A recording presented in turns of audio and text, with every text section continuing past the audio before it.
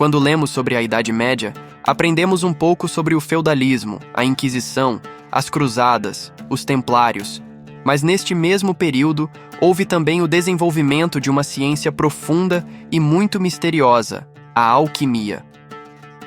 Na Idade Média, esta ciência se baseava em estudos de homens da Igreja, monges em sua maioria, que tinham acesso a livros e obras antigas proibidas pela Inquisição. Hoje, com o Google e as redes sociais, nós temos acesso a praticamente todo tipo de publicação e informação de forma muito rápida e simples. Mas imagina como era difícil acessar e compartilhar conhecimentos quando a única tecnologia que existia para fazer a cópia de um texto era a tinta, a pena e o papel. Ou seja, tinha que fazer uma cópia à mão. Tudo isso sem contar com a proibição e a satanização de praticamente todo o conhecimento que não fosse o oficial da Igreja Católica Romana. A ideia principal da alquimia é a da transmutação, o famoso transformar chumbo em ouro, ou seja, alterar a natureza dos elementos. O fato interessante é que, muito mais do que fazer experimentos, os alquimistas eram estudiosos das mais diversas filosofias, tratados e obras esotéricas, e conheciam a natureza, os minérios, os vegetais e a medicina. Paracelso, por exemplo, foi um dos grandes alquimistas e deixou diversos escritos sobre cuidados com a saúde e sobre o cultivo de plantas que são válidos até hoje. Entretanto, por que estudar tanto sobre metafísica, filosofia e assuntos diversos, quando o objetivo destes cientistas medievais era a transmutação da matéria? Isso nos leva a refletir e concluir que talvez esses homens e mulheres da Idade Média não estavam tentando apenas descobrir como transformar chumbo em ouro, mas sim como transformar a si mesmos em grandes seres humanos. Há uma grande fantasia quando falamos sobre os alquimistas, porque geralmente imaginamos estes pesquisadores como hereges que iam contra os ensinamentos da Igreja, ou mesmo como cientistas malucos que, trancados em seus laboratórios improvisados, passavam a vida fazendo testes e magias. A realidade talvez seja menos fantástica do que imaginamos. De fato, todos os elementos citados acima existiram em alguma proporção, mas devemos enxergar os alquimistas como profundos filósofos, ou seja, amantes da sabedoria, e que procuraram, através de diversas artes, entender não somente do mundo físico, mas também de si mesmo. Desse modo, a busca por transformar chumbo em ouro não era apenas algo objetivo, mas também uma maneira de construir a si mesmo ao longo das suas experiências. Não por acaso, essa mesma ideia era amplamente conhecida pela filosofia grega, uma das principais bases dos alquimistas. Platão, por exemplo, desenvolve a ideia das 4 naturezas do ser humano, relacionando-as com metais. Assim, existiram seres humanos com natureza de ferro, que facilmente seriam corrompidos, de bronze, de prata e de ouro, que por sua natureza nobre e incorruptível seriam os mais felizes. Sabendo disso, é difícil não relacionarmos essa ideia platônica com a busca dos alquimistas. Assim, a verdadeira transmutação a que se dedicavam era aquela afeita às suas próprias existências, e não necessariamente à busca de uma riqueza infinita. Outro aspecto que chama a atenção quando estudamos a alquimia é a busca incessante pela pedra filosofal. Encontra-se diversos relatos na literatura de que os alquimistas buscavam a pedra filosofal, a fonte da eterna juventude e a imortalidade. Essa pedra também daria poder para realizar a famosa transmutação. Num período em que o materialismo reinava, em que a própria religião tratava somente de coisas superficiais e profanas, dificilmente a maioria das pessoas entenderia qual realmente era o propósito desses alquimistas. Na verdade, a juventude da qual se referiam era a juventude da alma.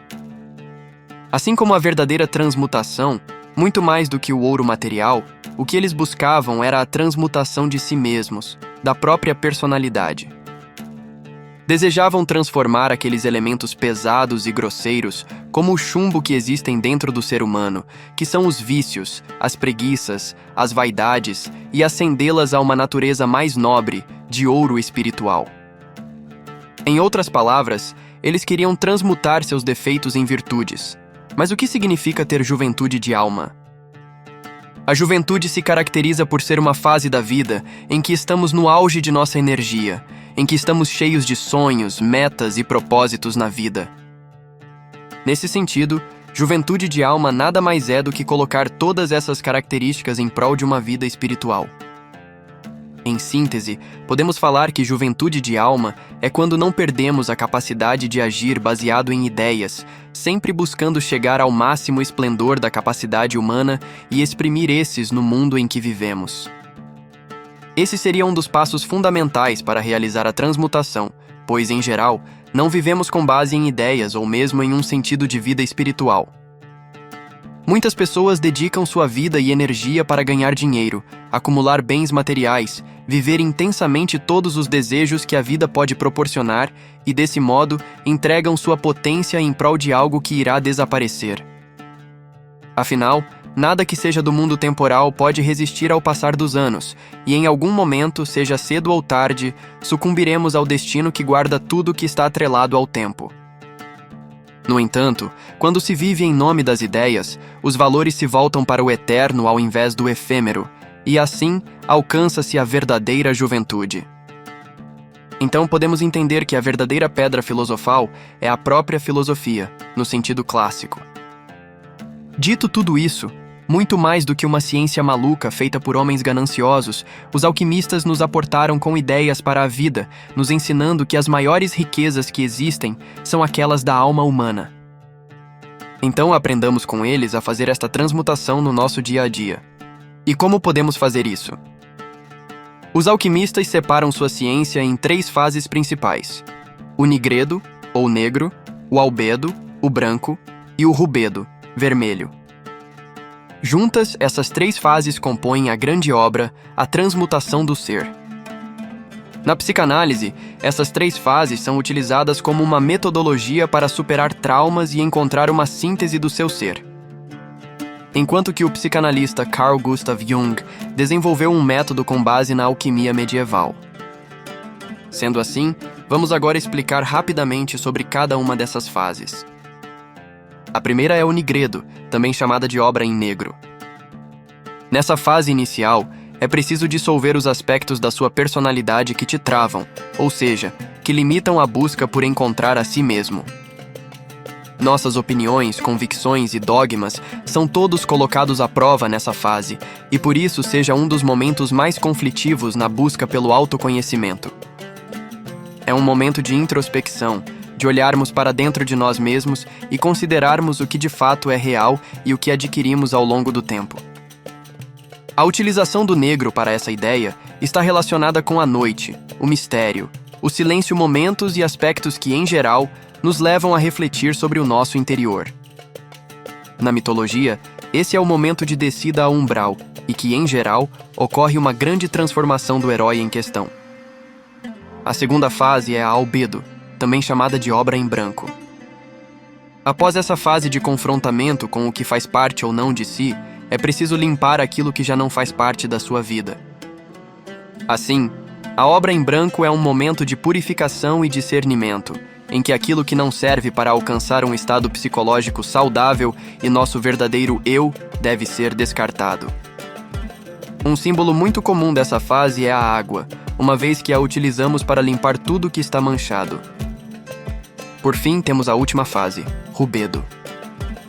Conhecida como obra em vermelho, ela é a síntese do processo de autoconhecimento, que reúne aquilo que sobrou da fase branca e agora conjuga na vida um novo ser, uma nova forma de atuação. A cor vermelha é tida como o intermediário entre o preto e o branco, sendo assim a linha que separa o antes e o depois. É o processo que fecha a grande obra e harmoniza o passado e o futuro, gerando um novo presente para a vida do indivíduo.